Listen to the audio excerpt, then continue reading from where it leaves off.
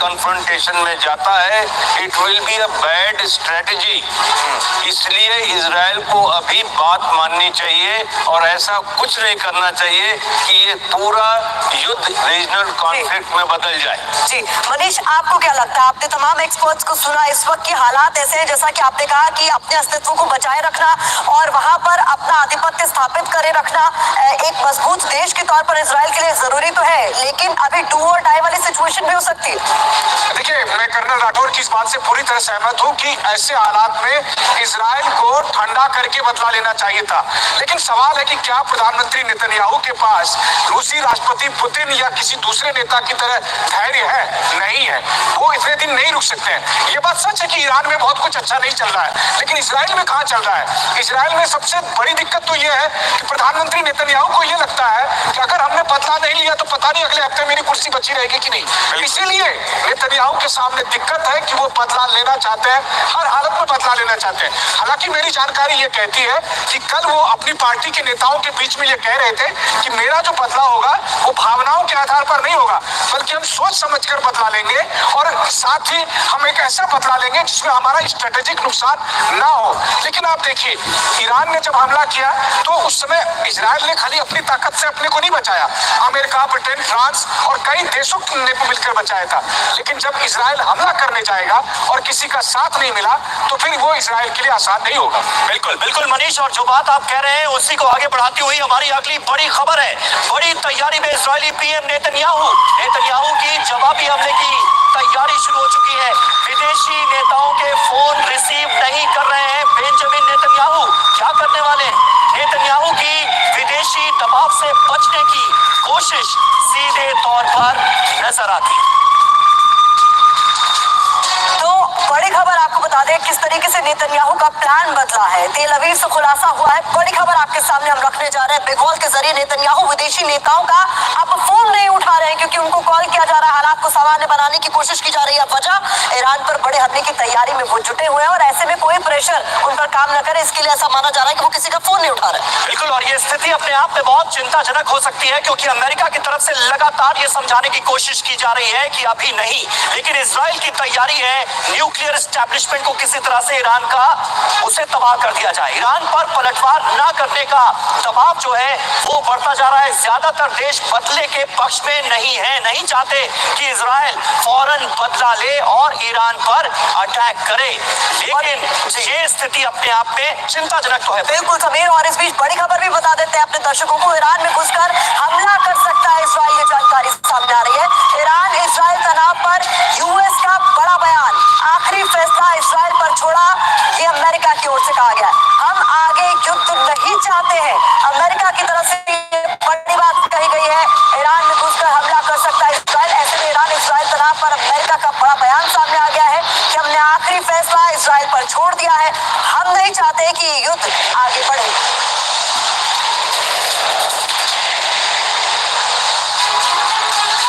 देखिए, ईरान पर इजराइल कितना विध्वंसक हमला कर सकता है, इसकी अलग अलग संभावनाएं हैं, आपके सामने रखते हैं। पश्चिम की रिपोर्ट्स के मुताबिक जो संभावनाएं हैं वो क्या है? पहली संभावना है कि विनाशकारी हवाई हमले से चौतरफा संघर्ष हो, इसकी संभावना 20% नजर आती है। ईरान के परमाणु ठिकानों को बचाते हुए हमले हो, इसकी संभावना 40% है। ईरान की इमारतों पर सांकेतिक हमले किए जाएं, इसकी संभावना सबसे ज्यादा है 80%। हिजबुल्लाह के ठिकानों पर विनाशकारी एयर स्ट्राइक हो, इसकी संभावना 90% या फिर उससे भी ज्यादा है। तो ये तमाम संभावनाएं हैं। इसके अलावा एक बड़ी खबर है, ईरानी हमले पर अमेरिका से बड़ा खुलासा हो रहा है। इजराइल को मिल गई थी हमले की जानकारी, अरब देशों ने पहले ही दी थी खुफिया जानकारी। अरब देशों ने खोल दिया था अपना हवाई क्षेत्र, लड़ाकू खोला गया था हवाई क्षेत्र।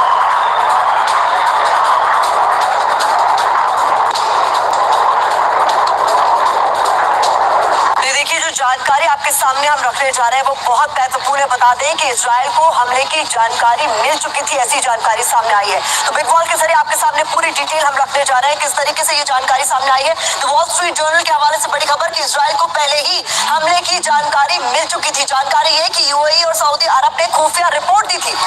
जी हाँ, और खुद ईरान की तरफ से भी इसका ऐलान किया गया था कि हमले होंगे। हमले के दौरान जॉर्डन ने अपने क्षेत्र को खोला। ये बड़ी बात है क्योंकि जॉर्डन ने इजराइल की मदद की। अमेरिका और दूसरे देशों को विमानों के आने की अनुमति दी गई। द वॉल स्ट्रीट जर्नल के हवाले से ये बड़ी खबर, जॉर्डन के विमानों ने भी कई ईरानी हमले रोके इजराइल की मदद करते हुए। तो एक बड़ा झटका है। अमेरिका ने किया क्या, इसे समझिए। अरब देशों पर हमले रोकने का दबाव अमेरिका की ओर से डाला गया। ईरानी मिसाइल को हवा में गिराने के लिए भी अमेरिका की ओर से कहा गया। ये बड़ा अपडेट सामने आया। जी हाँ, जरूरी बात, कुछ अरब देश ईरान की प्रतिक्रिया से डरे थे, यानी कहीं ना कहीं उनके जहन में भी सवाल थे। इजराइल की मदद पर भी सीधे युद्ध में एंट्री का डर था। ये जो हालात है वो पूरी कहानी दरअसल हमने आपके सामने रखने की कोशिश की है। कर्नल राठौर, मैं आपके पास एक बार फिर आऊंगा। अभी जो मौजूदा परिस्थितियां हैं उसमें क्या ईरान ये बिल्कुल साफ नहीं कर चुका है कि अब अगर हमला हुआ, 1 अप्रैल को जो दूतावास पर अटैक हुआ, पूरी बिल्डिंग उड़ा दी गई, उसका हमने बदला ले लिया, लेकिन अब अगर इजराइल की तरफ से रिटेलिएशन किया जाता है तो फिर भयानक जंग छिड़ेगी और उसमें परमाणु हथियारों का भी इस्तेमाल मुमकिन है। सीधे सीधे ये चेतावनी है। फिर भी उस स्थिति में दुनिया को झोंका जा सकता है क्या? देखिए, जो रिटेलिएशन की बात हो रही है अभी, उस रिटेलिएशन में अगर परमाणु हथियारों की बात ना करें तो बेहतर होगा। बहुत रिमोट पॉसिबिलिटी है, लेकिन अगर इजराइल अटैक करता है तो एक संभावना फिर से बनेगी। इसमें क्या है कि दोनों देश आपस में कॉमन बाउंड्री है नहीं, 1500-1600 किलोमीटर एक दूसरे से दूर है। तो बाकी जो हैगा वो सारी चीजें एयर अटैक्स और मिसाइल अटैक्स पे ही आएंगी। अब यहाँ पर जो चीज है इजराइल की तरफ काम करती है। इजराइल जो है अपने ईस्ट साइड में जॉर्डन से पूरा का पूरा इंसुलेटेड है, तो कोई भी मिसाइल उड़ के अगर आएगी तो जॉर्डन से होके आएगी। जॉर्डन इसको अपना एयर स्पेस वायलेशन मानेगा और इसीलिए जॉर्डनियन एयरफोर्स और एयर डिफेंस ने भी इसमें हिस्सा लिया था। अब बात यह आती है, क्या इजराइल इस सारी चीजों का अंजाम दे सकता है? इजराइल यूएस की मदद के बगैर इतना बड़ा स्टेप नहीं ले सकता, क्योंकि इसमें उसके जो दूसरा कंटिन्यूएशन होगा अटैक का, उसको इजराइल अकेले झेल नहीं पाएगा। मुझे जो आपने शुरुआत में कुछ विजुअल्स दिखाए थे कि गैलील में वो एक्सरसाइज कर रहे हैं, मुझे लगता है कि हो सकता है साउथ लेबनान या सीरिया में कोई लैंड अटैक की तो नई तैयारी चल रही है, जिसके आप एक्सरसाइज के विजुअल्स दिखा रहे थे। ईरान के साथ सिर्फ और सिर्फ एयर अटैक्स और मिसाइल अटैक्स की ही बात हो सकती है और ये पेंडिंग होगी, क्योंकि इसमें राठौर साहब, बहुत इंपॉर्टेंट बात आपने कही। अश्विनी श्रीवास्तव साहब भी हमारे साथ मौजूद थे, संजय भारद्वाज भी हमारे साथ थे। बहुत बहुत शुक्रिया आप सभी का हमारे साथ इस बातचीत में जुड़ने के लिए।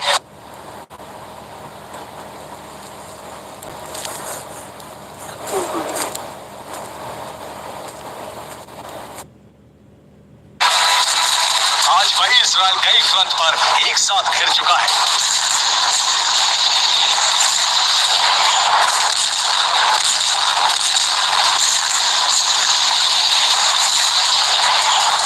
एक ऐसे बारूदी चक्रव्यूह में फंस चुका है जिसका अंत तबाही और प्रचंड विनाश है। देख के डाल दो, देख के डाल दो।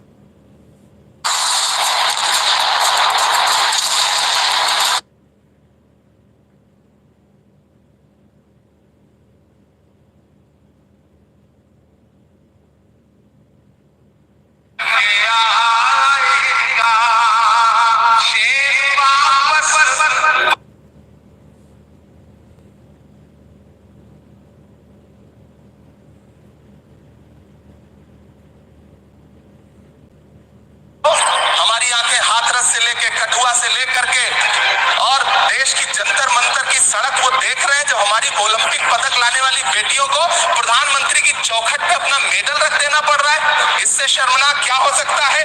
मैम, कृषि विकास दर जो 2014 में 4.6% थी, इस वर्ष गिरकर 1.8 कैसे हो गई? तो मंत्री जी ने बजट में ट्रेनों के डिब्बे को वंदे भारत कोच में बदलने का एक प्रस्ताव रखा अपने भाषण में। ठीक है, ये सुनने में कानों को बहुत अच्छा लगता है, लेकिन मैम ये सरकार ट्रेनों की सुरक्षा के बुनियादी मुद्दों पर एक शब्द नहीं बोलना चाहती। बालासोर हादसे में घायल हुए लोगों की चिता की राख अभी तक ठंडी नहीं हुई है। भारत के वीडियो पोस्ट करने वाली ये सरकार कभी भारत की जनरल डिब्बों की, रेलवे के स्लीपर क्लास डिब्बों की वीडियो अगर पोस्ट करे ट्विटर पे तब समझ में आए। बिहार से, इलाहाबाद से, लखनऊ से दिल्ली आने वाली, मुंबई जाने वाली ट्रेनें देख लीजिए, उनकी हालत देख लीजिए, तो आपको लगेगा कि ये वही ट्रेनें हैं। आज स्थिति ये है कि रेलवे स्टेशन तो छोड़िए, रनवे पर खाना खिला रही है आपकी प्राइवेट एयरलाइंस। अभी आपने जुर्माना लगाया है, नोटिस दिया है एक एयरलाइंस को। ये स्थिति आपने करके रख दी है ट्रेनों की, एयरलाइंस की। कागजों पर तो आप कितना भी वंदे भारत और बुलेट ट्रेन सर पर दौड़ा लीजिए, लेकिन असल में भारत की ट्रेनों की डिब्बों की सवारियों की हालत देखने लायक है। अगर सरकार खुली आंखों से उसे देखना चाहे तो देखे और उनकी स्थिति सुधारे। के लिए इस बजट में एक शब्द नहीं। सभापति महोदय, आखिर महाराष्ट्र से किस बात का बदला लिया जाए?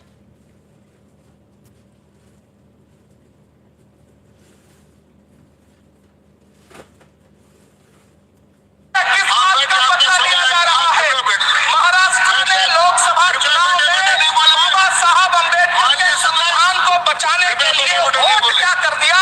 प्रधानमंत्री जी तो महाराष्ट्र से बदला लेने पर उतर आए। अब तो शायद उन्हें याद भी ना हो, यवतमाल का वो दाभड़ी गांव जहां 20 मार्च 2014 को वो किसानों के साथ चाय पर चर्चा करने गए थे और उनकी किस्मत बदलने के सपने दिखाए थे। उसी यवतमाल में पिछले 6 महीने में 132 किसानों ने आत्महत्या की है। सभापति महोदय, महाराष्ट्र में हर महीने 209 किसान आत्महत्या कर रहे हैं।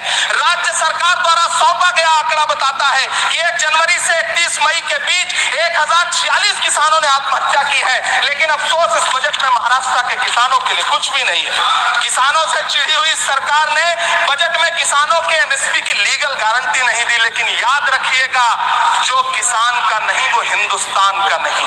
सभापति महोदय, मुझे वित्त मंत्री जी से पूछना है कि वो जो कुछ साल पहले 100 स्मार्ट सिटी बनाने का ढोल पीटा गया था, सुना है उस ढोल में पानी भर गया है, इसीलिए आपने उसका नाम बदल करके सिटीज ऑफ ग्रोथ हब्स रख दिया है। अच्छा है, नाम बदलने का खेल खेलते रहिए। आपकी कई सरकारें तो इसी वजह से चल रही हैं। इस सरकार को पढ़े लिखे लोगों से दिक्कत है सभापति महोदय, इसीलिए इस सरकार ने यूजीसी का बजट 66% कम कर दिया है। हमारी सरकार। सभापति महोदय, मैं वित्त मंत्री जी के संज्ञान दिलाना चाहता हूं कि किशनगंज में एएमयू सेंटर के पास 224 एकड़ जमीन है। यूपीए सरकार ने सोनिया गांधी जी की अगुवाई में 136 करोड़ रुपए एएमयू किशनगंज सेंटर के लिए सक्षम किए थे, लेकिन आपकी सरकार ने पिछले 10 साल में उस 136 करोड़ में से सिर्फ 10 करोड़ रुपया रिलीज किया है। 1.5 करोड़ की आबादी वाला सीमांचल बेहतर शिक्षा के लिए उस सेंटर की बाट जोह रहा है। मेरा आपसे सवाल है कि इस सेंटर का बाकी पैसा आप कब रिलीज करेंगे? मुझे उम्मीद है वित्त मंत्री महोदया जवाब जरूर देंगी। सीमांचल उसी बिहार में आता है जिसकी बैसाखी के सहारे आपकी सरकार चल रही है। वहां के लोगों को एम्स की जरूरत है। महानंदा और कोसी से होने वाली बाढ़ की तबाही को रोकने के लिए बांध बनाइए, सीमांचल के साथ सौतेला व्यवहार बंद करिए। इकोनॉमिक कॉरिडोर बनाने से किसी राज्य का विकास नहीं होगा। विकास होगा स्वास्थ्य और शिक्षा के बुनियादी मुद्दों के लिए बजट देने पर। सभापति महोदय, एक तरफ तो इस बजट में पीएम आवास योजना के तहत 3 करोड़ अतिरिक्त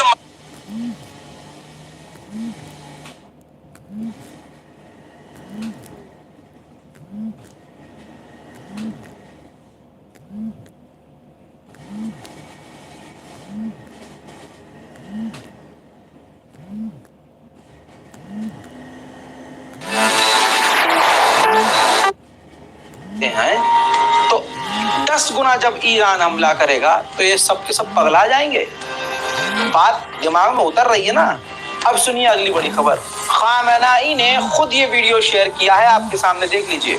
और आयतुल्लाह खामेनेई के ऑफिशियल ट्विटर अकाउंट से लिखा गया है कि बैतुल मुकद्दस आजाद होगा और पूरी दुनिया के मुसलमान और मुस्लिम देश बैतुल मुकद्दस की आजादी का जश्न मनाएंगे। कई ऐसे खुद मुसलमानों, हम मुस्लिमों में गद्दार ऐसे हैं जो कह रहे हैं कि ईरान ने गलत किया, कुछ तो हुआ नहीं, उसकी तो एक भी मिसाइल जमीन पर गिरी नहीं। भाई साहब, पहला स्टेप इजराइल ने ये उठाया कि अपने तमाम यहूदियों को धमकी दे दी कि कोई भी डैमेज की और हमले की वीडियो शेयर नहीं करेगा, बनाएगा ही नहीं। और इजराइल की सिक्योरिटी आप जानते हैं कितनी टाइट है, क्योंकि उसकी इज्जत बिल्कुल मिट्टी में मिल गई। वो नहीं चाहता था कि और डैमेज दिखे। भाई साहब, उसके पास इतनी एडवांस टेक्नोलॉजी है कि आप अभी हमला करेंगे, वो 1 घंटे में उस जगह को दोबारा से रेनोवेट कर देगा। सड़क तो भाई साहब वो चलती हुई गाड़ी से बना देता है, बनी बनाई सड़क बिछा देता है।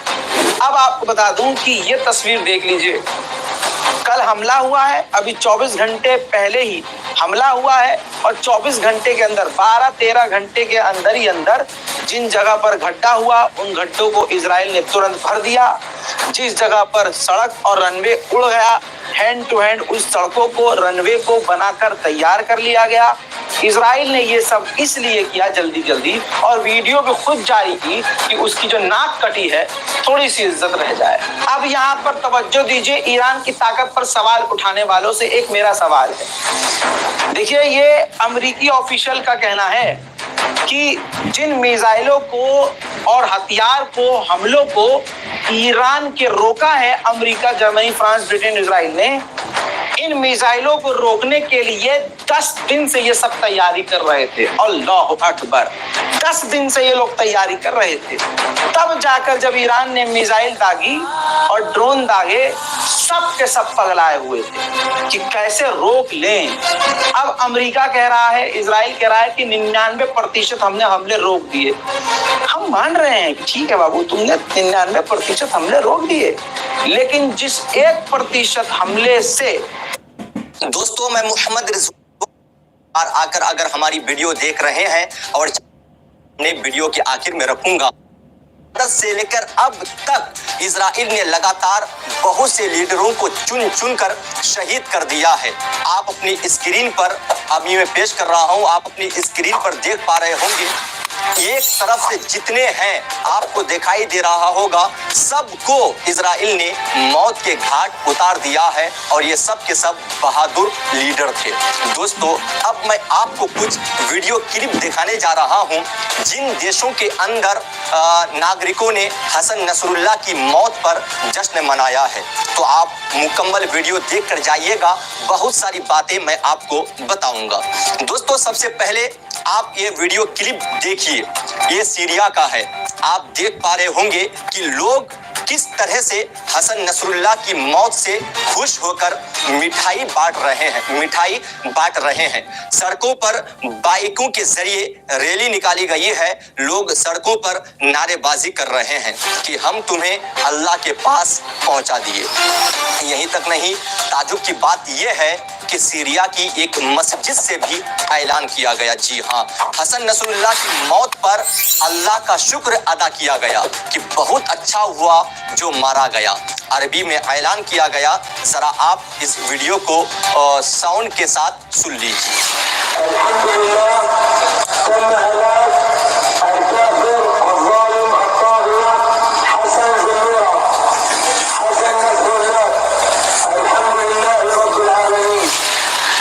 भाई, ताजुब की बात है, ये सब देखकर तो मेरा सर फटा जा रहा है कि एक मुसलमान दूसरे मुसलमान को समझ ना सका।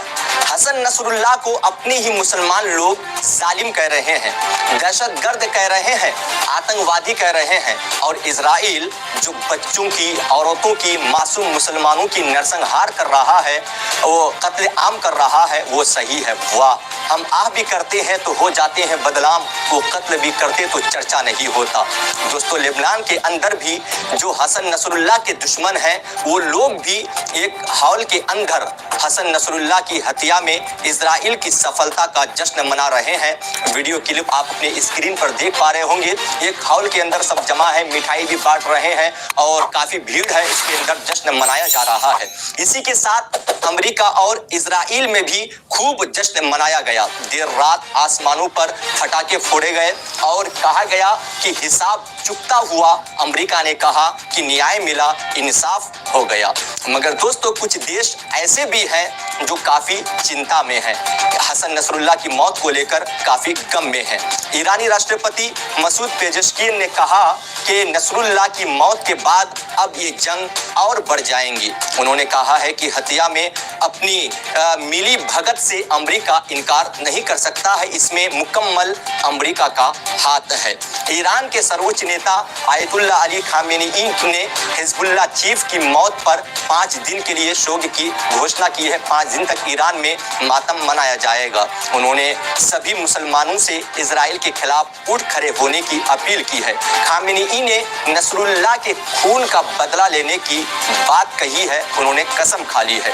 दोस्तों सुनते चलिए, सिर्फ बड़ी बड़ी बातें ही सुना सकता हूँ, उन लोगों की तरफ से कुछ कर तो नहीं पाएंगे। वो लोग सिर्फ बस निंदा फिंदा चिंता करते रहेंगे, इसी में इन लोगों की जिंदगी गुजर जाएगी। दोस्तों इराक के प्रधानमंत्री मोहम्मद शिया अल सुदानी ने नसरुल्लाह की मौत को शर्मनाक बताया। उन्होंने कहा है कि इजराइल ने रेड लाइन पार कर दी है। उन्होंने इराक में 3 दिन का शोक घोषित किया है। 3 दिन तक इराक में मातम मनाया जाएगा। इतना ही नहीं, सुदानी ने आगे कहा कि नसरुल्लाह को दीन की राह में शहीद होने वाला दर्जा मिला है। दोस्तों इसी के साथ तुर्की के राष्ट्रपति रजब तैयब एर्दोगान ने लेबनान में इजराइल के हमलों की कड़ी से कड़ी निंदा की है। आ गई निंदा चिंदा की बात। यार हम लोग तुर्की से मोहब्बत करते हैं, मगर अब ऐसा लग रहा है कि एर्दोगान भी इजरायली यहूदियों के साथ रिश्तेदारी बढ़ा रहे हैं, दोस्ती बढ़ा रही है। नहीं तो पहले वो बंदा कुछ और था और अभी कुछ और है। उन्होंने संयुक्त राष्ट्र सुरक्षा परिषद से इजराइल को रोकने की अपील की है। उन्होंने कहा है कि तुर्की के लोग और सरकार लेबनान के नागरिकों के साथ खड़े हैं। दोस्तों उधर फ्रांस ने कहा है कि हम संपर्क में हैं, लेबनान के अधिकारियों से लगातार बातचीत कर रहे हैं। वहीं जर्मनी के विदेश मंत्री ने कहा है कि लेबनान में मौजूदा स्थिति बेहद खतरनाक है, इससे पूरा क्षेत्र युद्ध में फंस सकता है। दूसरी तरफ इजराइल पर भड़का रूस के राष्ट्रपति। नसरुल्लाह की मौत के बाद रूस ने इजराइल की कड़ी निंदा की। रूसी विदेश मंत्री ने संयुक्त राष्ट्र महासभा को बताया कि वो राजनीतिक हत्याओं की अब लगभग आम हो चुकी रिवाज से चिंतित है। जिस तरह ये रिवाज बढ़ता जा रहा है, बड़े बड़े लीडरों को इजराइल चुन चुन कर जो मार रहा है, अब उनको भी डर लगने लगा है कि कब ना जाने किस लीडर की मौत हो जाए, वो भी नहीं कह सकते। रूस ने इजराइल से तुरंत लेबनान पर हमले रोकने की मांग की है। दोस्तों उधर हसन नसरुल्लाह की मौत के बाद अब इजराइल के खिलाफ यमन के हूती सामने आ गए हैं। जी हाँ, हूती लड़ाकों ने इजराइल के खिलाफ जवाबी कार्रवाई की कसम खाई है। वहीं यमन में कुछ लोगों ने भी हिजबुल्लाह चीफ के मारे जाने का जश्न मनाया, जो हसन नसरुल्लाह को पसंद नहीं करते थे। हूती सरकार ने भी हसन नसरुल्लाह की मौत की निंदा करते हुए इजराइल और अमेरिका को सजा देने की बात कही है। इसी के साथ हिजबुल्लाह ने इजराइल के खिलाफ जंग जारी रखने की कसम खाई है। उसने कहा है कि हसन नसरुल्लाह अपने उन महान और अमर शहीदों में शामिल हो गए हैं जिनके रास्ते पर वो लगभग 3 दशक तक चले। इसी के साथ हमास ने भी नसरुल्लाह की मौत की निंदा की और इसे इजराइल का आतंकी अपराध बताया और कहा कि इजराइल को अब इसका बहुत बड़ा खामियाजा भुगतना पड़ेगा। दोस्तों फिर वीडियो के आखिर में यही बात आ जाती है, फिलिस्तीनी राष्ट्रपति महमूद अब्बास ने लेबनान पर इजरायली हमलों की सख्त से सख्त लफ्जों में निंदा की है। भाई उन लोगों से कहिए जाकर कि अगर निंदा ही करना है तो हम लोगों के ऊपर छोड़ दीजिए। हम लोग काफी है निंदा करने के लिए। इतने बड़े बड़े पोस्ट होकर अगर आप लोग निंदा करेंगे तो हम लोग क्या करेंगे? निंदा तो हम लोग भी कर रहे हैं, अफसोस हम भी कर रहे हैं। भाई साहब ऐसा है तो हमारे ऊपर छोड़ दीजिए। अगर आप मेरी बातों से सहमत हैं तो वीडियो को लाइक करके अपने दोस्तों के साथ जरूर शेयर कीजिएगा। इस रिपोर्ट में इतना ही। ये प्रधानमंत्री मोदी आया ना, उसने बताया सिख भी इस भारत का हिस्सा है, जिसने करतारपुर साहिब का कॉरिडोर खुलवाया। मैं खालसा हूँ, जहाँ खड़ा जाऊँ वही खालिस्तान है। मेरे को नहीं चाहिए अलग से खालिस्तान। खड़ा हुआ है खालिस्तान है, जहाँ खड़ा हुआ खालिस्तान है। बिल्कुल जिम्मेदारी से बोल रहा हूँ। हमें कोई अलग भूमि नहीं चाहिए, हमें हिंदी, हमें इंसानियत चाहिए, इंसानियत। अरे भगत सिंह जी सुन रहे होंगे ना कहीं, तो उन्होंने देश के लिए लड़ाई लड़ी थी, हिंदुस्तान के लिए, खालिस्तान के लिए नहीं लड़ी थी। पूरा विपक्ष जो है, चाहे वो कांग्रेस हो, चाहे केजरीवाल हो, चाहे टोटली हो, क्या इनका हृदय नहीं पिघल रहा कि अपनी तुच्ची राजनीति के लिए आप किसान और जवान को लड़ा रहे हो? आपका हृदय नहीं पिघल रहा कि एक मोदी से आप अपने विकास कार्यों को लेकर के तो तुलना नहीं कर पा रहे, उससे तो लड़ाई नहीं कर पा रहे हो, लेकिन किसानों के कंधों पे आप बंदूक चले हो, वो भी किस किसान पे? सिख। सिख ऐसी कौम है हमारे भारत देश की जिसका मुकाबला सिंगों से किया जाता है, शेरों से। उस शेरों वाली कौम के है ना वो सिंह, वो 10 गुरुओं की देन हमारे भारत को, ठीक है। 4 साहिबजादे हमारे, बाबा जोरावर सिंह, बाबा जुझार सिंह, बाबा अजीत सिंह, बाबा फतेह सिंह, ये उनकी कौम आज हिंदुओं के साथ लड़वाने के लिए उतारू खड़ी कर दी। आज भारत का शौर्य सेना के साथ लड़वाने के लिए खड़ी कर दी। क्यों? अपनी तुष्टीकरण की राजनीति के लिए। क्या राहुल गांधी जी, डॉक्टर मनमोहन सिंह जी, वो भी सिख थे, उनसे ज्यादा एजुकेटेड है, उनसे ज्यादा शास्त्र का ज्ञान है। उन्होंने 2008 में कहा था कि भारत के अंदर एमएसपी सभी फसलों पे लागू नहीं हो सकती। उसको लागू करने का मतलब है भारत का बंटाधार। आज जैसे विदेश महामारी में जूझ रहे हैं, भारत भी वहीं पहुंच जाएगा। अगर उससे बड़ा आपको ज्ञान है, उससे ज्यादा आप पढ़े लिखे, तो ये बात करिए, झूठा आश्वासन मत दीजिए। आश्वासन वो तो कह रहे हैं हमारी सरकार आएगी, एमएसपी की गारंटी पहली प्राथमिकता। सर कर्नाटका में इनकी सरकार आई है, 100 करोड़ वक्फ बोर्ड को दे रहे हैं, 200 करोड़ ईसाई कोर्ट को उसको दे रहे हैं, बोर्ड को, और 10% टैक्स बढ़ा रहे हैं। किसके ऊपर? मंदिरों के ऊपर। 1 करोड़ अगर मंदिर को चंदा आएगा, 10 लाख रुपए आप सरकार को दोगे। क्या इनकी औकात नहीं है? हिंदू मुस्लिम मोदी जी करते, तुम क्या कर रहे हो? आज सिखों के अंदर 84 की बता रहा हूँ सर, 84 से पहले हर हिंदू। आप कहाँ के रहने वाले हैं? मैं सर वैसे पंजाब होशियारपुर का हूँ, लेकिन रिहाइश मेरी दिल्ली की है। लेकिन 84 तक पहला हिंदू परिवार का पहला लड़का सिख बनता था। ये जो कौम है ना कांग्रेसी, जिन्होंने तुष्टीकरण की, जिन्होंने कभी सिखों को एक कहते ना सम्मान, जिनका सबसे ज्यादा इस देश के अंदर रोल है, रोल मॉडल कहलाए जाते हैं, जो उनको कभी मान नहीं दिया। ये प्रधानमंत्री मोदी आया है ना, उसने बताया सिख भी इस भारत का हिस्सा है, जिसने करतारपुर साहिब का कॉरिडोर खुलवाया, जिसने बिल्कुल जो कह रहे हैं बिल्कुल गलत कह रहे हैं। ये कह रहे हैं कि किसानों को एमएसपी देने पे तो देश का बंटाधार हो जाएगा। जो इतने पूंजीपतियों को इतने लाख करोड़ का कर्जा माफ कर दिया, सिर्फ उसका 50% किसानों को दे देते हैं ना, तो ये खत्म हो जाती। क्या बात कर रहे हैं यार? अगर जितना पूंजीपतियों का जो इन्होंने माफ किया है, उनका सारा कॉर्पोरेट टैक्स खत्म कर दिया, उसका 50% अगर किसानों को दे दो, ये बात ही नहीं होती। किसान खड़े हैं, कोई मतलब नहीं इनको, सिर्फ यहाँ पर सिर्फ राजनीति कर रहे हैं, कोई सब नॉनसेंस है। आज वहाँ पर बिल्कुल नॉनसेंस है। आज अगर सिलेंडर, आज गैस का सिलेंडर 2000 रुपए का हो जाए और यही प्याज 150 रुपए किलो हो जाए, पाजी किसको कोसेंगे? किसानों को या सरकार को? यार किसको कोसेंगे? मेरी नहीं, 1 मिनट जो इसको क्लियर करके चलते, इसको क्लियर करके बताइए। अगर यही महंगाई चरम पर होगी तो आप किसको कोसेंगे? गवर्नमेंट को। मतलब मीठा गप क्यों? किसानों को, उनकी फसलों को रेगुलेट करना भी गवर्नमेंट का काम है। ये मंडी में बैठे नहीं हुए। ठीक बात है, तो बड़ा वाला भी दे देगा क्या? नहीं डिमांड करेगा। नहीं डिमांड, मैं वही कहना नहीं, जो मैं जो कहना चाह रहा हूँ कि अगर वहाँ का जो टैक्स है वो माफ हो रहा है, तो इनका क्यों नहीं हो सकता? इनको एमएसपी, इनको दाम क्यों नहीं मिल सकता? और मेरी इनकम 25,000 में है, मेरी इनकम 25,000 है, मेरे 3 बच्चे हैं, एक बच्चे को मैं 24,000 रुपया दे दूं और बाकी 2 बच्चों को मोहताज कर दूं 1000 रुपए के लिए। देश का बजट 45 लाख करोड़, 37 लाख करोड़ रुपया किसानों को दे दो, तो बाकी देश कहाँ जाएगा? बाकी देश कहाँ जाएगा? आप बताओ क्यों नहीं दे सकती सरकार? क्यों नहीं दे सकती? किसान के रूप में भी अगर वहाँ कोई मारा जा रहा है या भगवान ना करे किसान भी मारा जा रहा है, हाँ। रुक जाओ भाई साहब, हाँ। तो वो भी किसी का बच्चा है। बात। आप बताइए जो पुलिस वाले और आर्मी वाले शहीद हो रहे हैं वो कौन से देश के बच्चे हैं? कौन है सर? सब हिंदुस्तानी है, सब हिंदुस्तानी है। दर्द है उसका, दर्द है सर। दर्द है। अगर वो वहाँ पर हिंदुस्तान, वहाँ पर जाकर सरहद पे कोई हिंदुस्तान की माँ का बच्चा मरता है ना, तो भी दर्द है। अगर आज किसान का बच्चा मरा है तो भी दर्द है। तो हिंदू क्या नाम हुआ आपका? पर बैठे हुए सुनो, मेरा नाम बताने की जरूरत नहीं है, लोगों को पहले बवासीर हो रखी है। अच्छा। मैं मत बताओ, कुछ शकल देख के समझ जाएंगे। अब सुन लो, इन्होंने बोला दर्द है, दर्द है ना दर्द? हाँ, दर्द है। तो जो बॉर्डर में सिख भाई बैठे उनको क्यों भड़काया जा रहा है कि तुम आर्मी छोड़कर यहाँ आ जाओ? बहुत बढ़िया। किसी को नहीं भड़काया जा रहा, किसी को नहीं भड़काया जा रहा। ये सिर्फ वहम है। वीडियो मैं वीडियो जिस तरीके से राहुल गांधी को जिस तरीके से सिर्फ एक ही वीडियो देखोगे क्या? अच्छा, खालिस्तान का समर्थन हिंदू कर रहा है क्या? कोई नहीं कर रहा खालिस्तान का। अरे मैं खालसा हूँ, जहाँ खड़ा जाऊँ वही खालिस्तान है। मेरे को नहीं चाहिए अलग से खालिस्तान। जहाँ खड़ा हुआ है खालिस्तान है, जहाँ खड़ा हुआ खालिस्तान है। बात और खालसा है।